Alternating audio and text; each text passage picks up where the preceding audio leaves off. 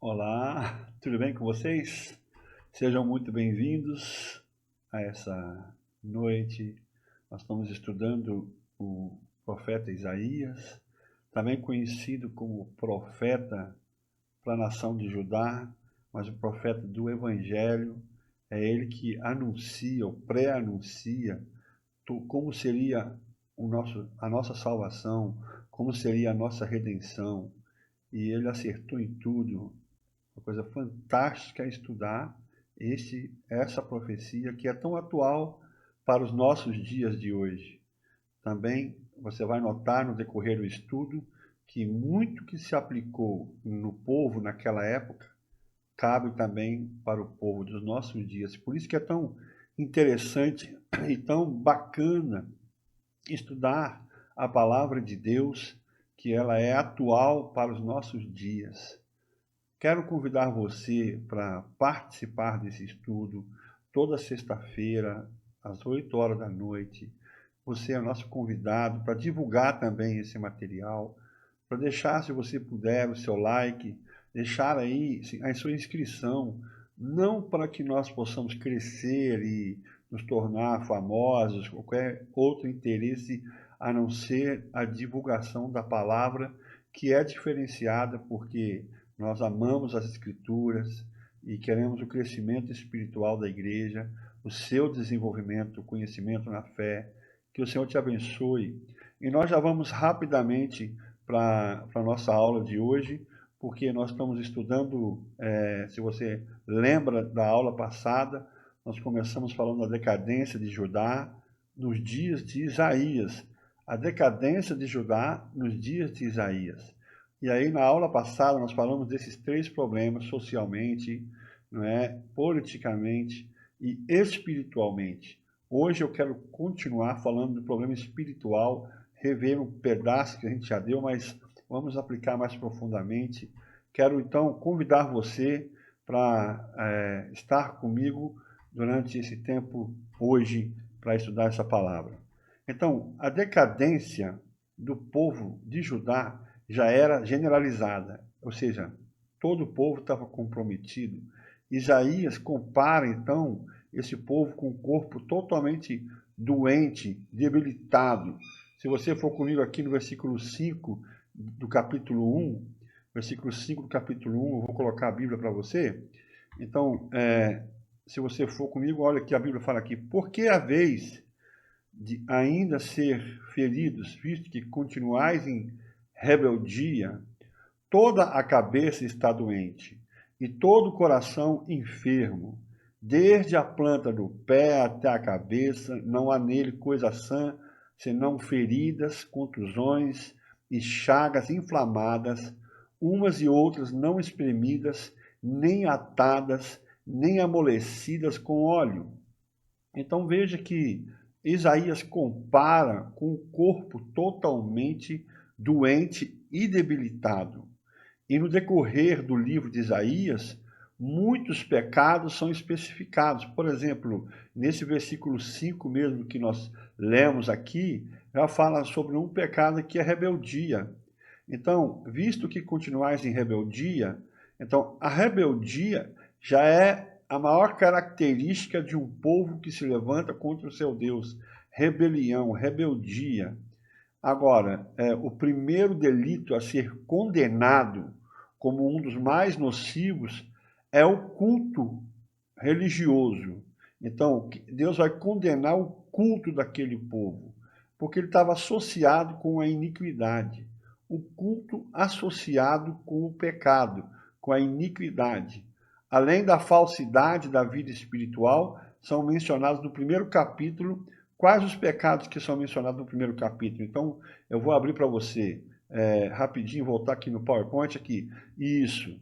Então, quais são os pecados? Primeiro, blasfemaram contra o Santo de Israel.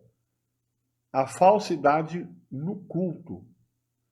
Ganância desenfreada. Opressão das classes desprotegidas, dos órfãos e viúvas.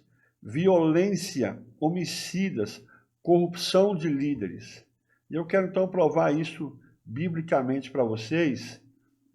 Vou voltar aqui para a Bíblia para a gente acompanhar os versículos bíblicos que estão sendo mencionados. 1, versículo 4.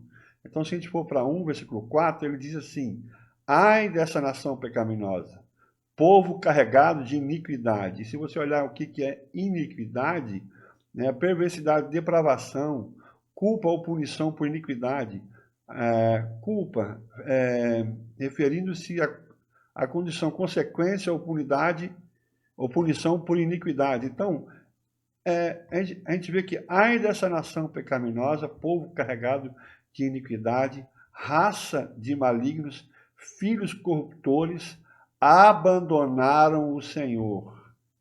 Abandonaram o Senhor e blasfemaram do Santo de Israel, voltando para trás. Então, na verdade, qual é o primeiro pecado aqui? O primeiro pecado é blasfemaram do Santo de Israel. Mas tem a falsidade do culto. A falsidade do culto, no versículo 10.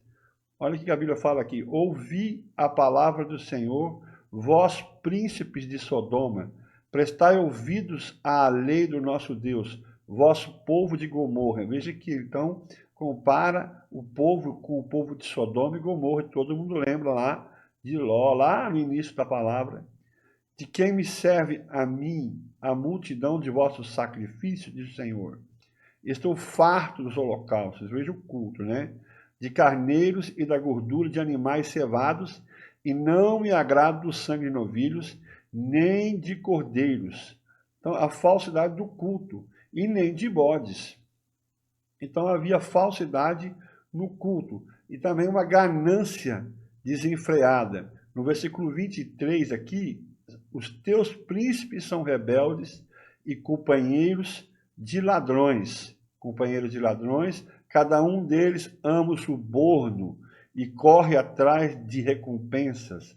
Não defendem o direito do órfão e não chega perante eles a causa das viúvas.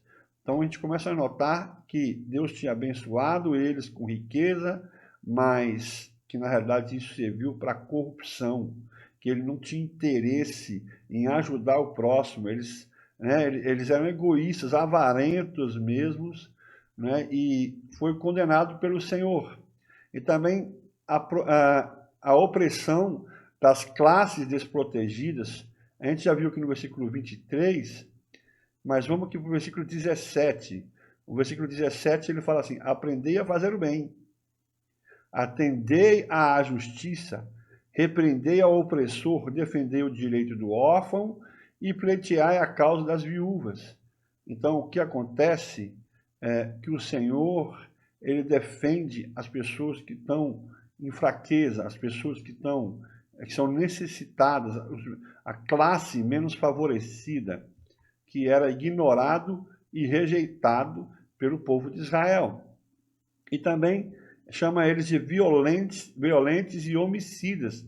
No versículo 15 e versículo 21, ele fala: pelo que quando estendeis as mãos, escondo de vós os olhos, sim, quando multiplicais as vossas orações, não as ouço, porque as vossas mãos estão cheias de sangue, cheias de sangue. E também no versículo 21, versículo 21, ele fala assim: como se fez prostituta a cidade fiel, ela que estava cheia de justiça, nela habitava a retidão, mas agora homicidas. Veja que o povo estava tão longe e tão longe de Deus, e aí a gente viu aqui a violência e também a corrupção dos líderes. A corrupção dos líderes. Volto aqui para o versículo 23, os teus príncipes. Então veja, os teus príncipes são rebeldes e companheiros de ladrões. Então veja que a crise era generalizada, do mais alto ao menor. A crise estava imposta aqui porque eram pessoas que caíram na corrupção. Os teus príncipes são rebeldes e companheiros de ladrões, cada um deles ama o suborno e corre atrás de recompensas. Não defende o direito do órfão e não chega perante eles a causa das viúvas. Então, o que eu posso entender aqui? O que eu devo entender aqui é que, de fato, Judá, lamentavelmente, não se converteu com as profecias de Isaías, nem as de Oséias e Amós, que foram os seus contemporâneos, né? Isaías, se você comparar com Oséias 1 e com Amós 1, versículo 1, então você vai ver que o povo estava em rebelião. E o outro ponto que eu quero tratar com vocês nessa noite é a revelação da paternidade de Deus. Por que isso é importante?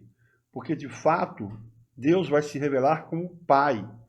E quando Deus se revela como Pai da nação, ele não somente abraça e enriquece, mas também na hora de corrigir e chamar a atenção, ele vai fazer isso como ele está fazendo nesse primeiro capítulo. E se você olhar em Isaías, Deus ele se revela como Pai. Ele se revela como Deus e como Pai. Então, se você olhar em Isaías, no capítulo 1, no versículo 2, Isaías 1, versículo 2, e eu vou colocar a Bíblia para você, Isaías 1, 2, ele fala assim: ouvi, ó céus, e dá ouvidos, ó terra, porque o Senhor é quem fala. Criei filhos. Então, criei filhos e os engrandeci, mas eles estão revoltados contra mim. Então, Deus se manifesta como Pai do povo de Israel. Desculpa. Embora o Novo Testamento seja mais rico na revelação de Deus como Pai, o Antigo Testamento já é repleto de passagens que manifestam a sua paternidade. E essas referências, por um lado, aparecem no contexto de proteção do Senhor contra os opressores do seu povo. Por outro lado, a paternidade divina, ela já é manifestada no zelo de Deus, quando o seu povo, Israel, foi oprimido pelo rei do Egito. Quando ele diz, o Senhor disse a Faraó: assim diz o Senhor, Israel é o meu filho, o meu primogênito. Digo-te, pois, deixa ir meu filho para que me sirva. Então veja o grau de paternidade. Deixa ir o meu filho para que te sirva. E ele também chama o povo de o meu primogênito. Digo-te, pois, deixa meu filho ir para que me sirva, mas se recusardes deixá-lo ir, eis que eu matarei o teu filho. Êxodo 4, 22 e 23. Então, o que a gente está notando aqui? Da mesma maneira, Deus revela a sua paternidade corrigindo seus filhos, quando estes se afastaram dele por causa do pecado. Se você abrir comigo em Oséias 11, no versículo 1, só para você ter uma noção, Oséias 11, versículo 1, eu vou abrir para você a Bíblia aqui. O que a Bíblia fala? Então, a Bíblia fala assim: quando Israel era menino, eu o amei, e do Egito chamei o meu filho. Então veja aqui a paternidade. E se você olhar agora Hebreus, no capítulo 12, no versículo 4, Hebreus, no capítulo 12, no versículo 4, ora, na vossa luta contra o pecado, ainda não tendes resistido até o sangue. E estáis esquecidos da exortação que, como a filhos, então veja só o que está escrito aqui, a filhos, discorre convosco. Filho meu, não menosprezes a correção que vem do Senhor, nem desmaieis quando por ele és reprovado, porque o Senhor corrige a quem ama e açoita a todo filho a quem recebe. É para a disciplina que perseverais, Deus vos trata como filhos, pois que filho há que o pai não o corrige? Mas se estáis sem correção, de que todos se têm tornado participantes, logo sois bastardos e não filhos. Além disso, tínhamos os nossos pais, segundo a carne, que nos corrigiam e os respeitávamos. Não havemos de estar em muito maior submissão ao Pai espiritual e então viveremos? Pois eles nos corrigiam por pouco tempo, segundo melhor lhes parecia. Deus, porém, nos disciplina para aproveitamento, a fim de sermos participantes da sua santidade. Toda disciplina com efeito no momento não parece ser motivo de alegria, mas de tristeza. Ao depois, entretanto, produz fruto pacífico aos que têm sido por ela exercitados, fruto de justiça. Por isso, restabelecei as mãos descaídas e os joelhos trôpegos, e fazei caminhos retos para os pés, para que não se extravie o que é manco, antes seja curado. Então, Deus, como Pai, se queixa do seu povo, porque embora os animais conheciam seu possuidor, os seus próprios filhos não o reconhecem. Isso está em Isaías, no capítulo 1, no versículo 3 e 4. Veja só, vou ler para você Isaías 1, 3 e 4. O boi conhece o seu possuidor, e o jumento o dono da sua manjedoura, mas Israel não tem conhecimento, o meu povo não entende. Ai dessa nação pecaminosa, povo carregado de iniquidade, raça de malignos, filhos corruptores, abandonaram o Senhor, blasfemaram do Santo de Israel e voltaram para trás. Então, na realidade, os seus próprios filhos não reconheciam o senhorio, nem a sua paternidade. E o erro do povo era decorrente à falta de entendimento. Então, também Oséias fala isso, meu povo peca porque lhes falta conhecimento. E é de fato isso. Né? Ai dessa geração, aqui, ó, ai dessa... Não, é no capítulo 3, no final. Ele fala, o meu povo não entende. Então é por falta de entendimento, né? Então começa Deus agora a entrar em ação. O povo ouviu, mas não quis entender. Então Deus castiga os seus filhos como pai, não para se vingar, mas para corrigi-los. No entanto, a punição de Judá se tornou sem efeito por causa da dureza dos corações. Se você olhar aqui no versículo 5, porque a vez de ainda ser feridos, visto que continuais em rebelião, continuais em rebeldia, então na realidade eles continuavam em rebeldia. O castigo então chegou a Judá, principalmente por meio da opressão pelas nações inimigas. Se eu olhar no versículo 7 e 9, você vai ver, a vossa terra está assolada, as vossas cidades consumidas pelo fogo. A vossa lavoura os estranhos devoram em vossa presença, e a terra se acha devastada como numa subversão de estranhos. A filha de Sião é deixada como choça na vinha, como palhoça no pepinal, como cidade sitiada. Se o Senhor dos Exércitos não tivesse deixado alguns sobreviventes, já nos teríamos tornado como Sodoma e semelhantes a Gomorra. Então, na realidade, é isso que vai acontecer. E você vai ver que as últimas 3 invasões de Judá vão ocorrer por Rezim, por Sargon e por Senaqueribe. Então, esses são os caras que vão entrar e devastar. Então, se você olhar aqui, eu vou abrir para você o gráfico, para você poder anotar aí, o que acontece? São 3 ataques fulminantes aqui.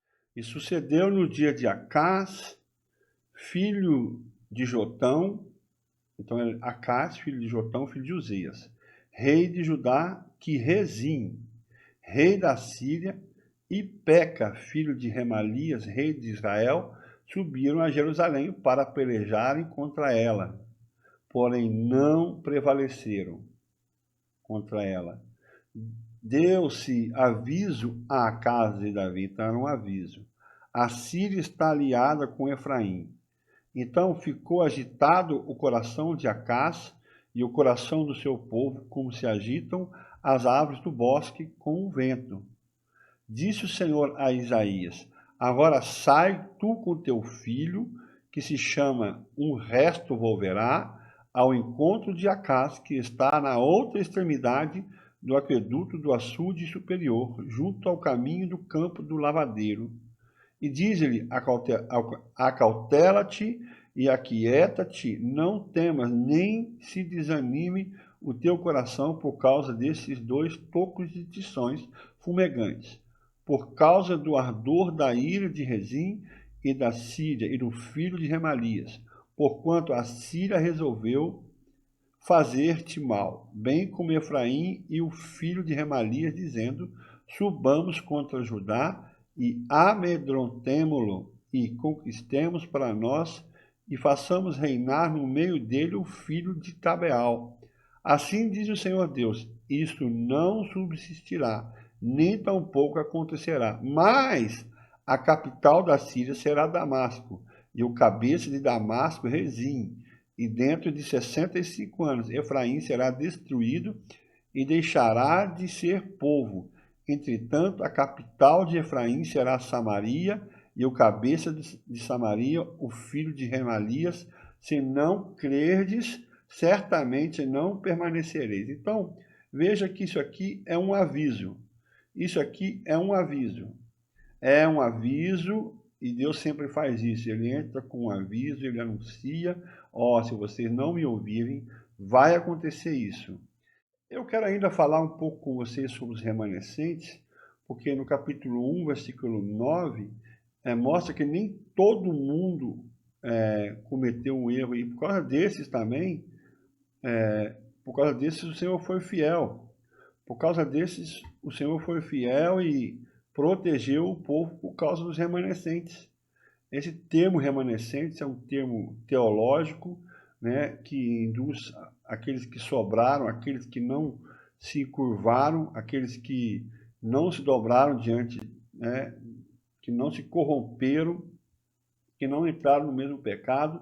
Então a gente encontra essa primeira referência aqui na profecia, no versículo 9, eu vou colocar para vocês, se o Senhor dos Exércitos não nos tivesse deixado alguns sobreviventes, então aqui está falando de sobreviventes, já nos teríamos tornado como Sodoma e semelhantes a Gomorra, que é a destruição.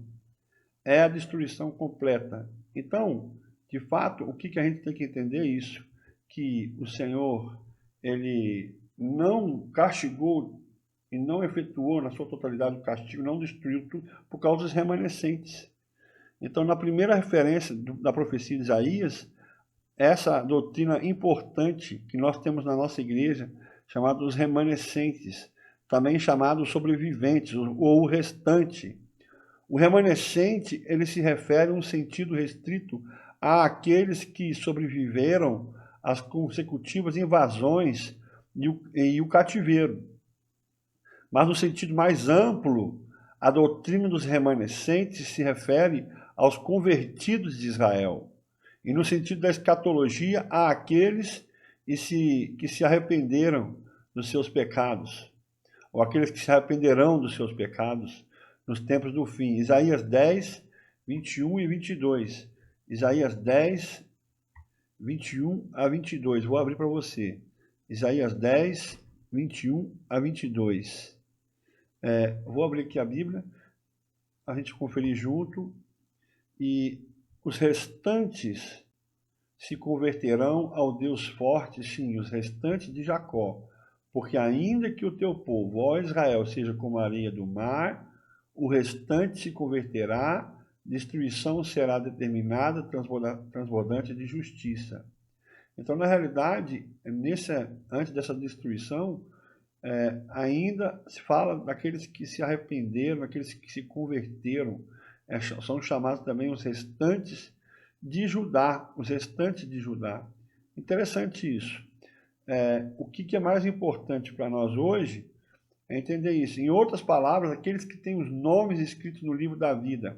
E mais uma vez, a Bíblia cita em Isaías 4, no versículo 2 a 6, Isaías 4, 2 a 6, vou ler para vocês, junto com vocês. Aí, a Bíblia fala assim, naquele dia o renovo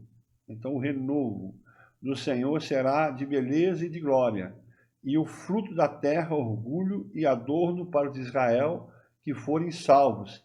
Será que os restantes de Sião e os que ficarem em Jerusalém serão chamados santos, todos os que estão inscritos em Jerusalém para a vida. E essa é uma menção escrita no livro da vida. Então, a doutrina dos profetas hebreus sobre o remanescente é abordada também pelo apóstolo Paulo, no capítulo 9 de Romanos. Romanos 9, versículo 27. Romanos 9, 27. E aqui está escrito assim, mas relativamente a Israel, dele clama Isaías, então a citação, ainda que o número dos filhos de Israel seja como a areia do mar, o remanescente é que será salvo. Porque o Senhor cumprirá a sua palavra sobre a terra cabalmente em breve. Como Isaías já disse, se o Senhor dos exércitos não nos tivesse deixado descendência, ter-nos-íamos tornado como Sodoma e semelhantes a Gomorra. Então, se não fosse o restante desse povo, então já tínhamos nos tornado como Sodoma e como Gomorra. Bom, eu espero que nessa aula você tenha entendido pelo menos um pouco. Se você não entendeu, assista de novo. Quero te agradecer por ter ficado comigo até agora. Nós vimos hoje a situação espiritual do povo. Nós vimos Deus avisando como Pai, corrigindo o seu povo, alertando para a destruição, não os castigando de uma vez, mas anunciando, dando oportunidade para o povo voltar. E essa é a função do profeta Isaías, era chamar o povo de volta. E agora, por final, nós vimos a importância dos remanescentes, daqueles que têm o nome escrito no livro da vida. Então Deus, ele olha por essas pessoas. Se não tivesse guardado e não tivesse ficado os restantes, tudo isso já teria sido destruído como Sodoma e como Gomorra. Agradeço você por ter participado, ter ficado comigo até agora. Muito obrigado mesmo por ouvir, pela paciência. Não é? Se você tiver alguma pergunta, manda para a gente pode responder vocês. Que Deus abençoe vocês ricamente nessa noite. Que o Senhor controle e guarde a vida de vocês. É o que eu quero desejar. Sexta-feira que vem vamos continuar falando sobre a decadência de Israel. Quero muito a sua participação. Até lá, em nome do Senhor Jesus. Amém. Tchau.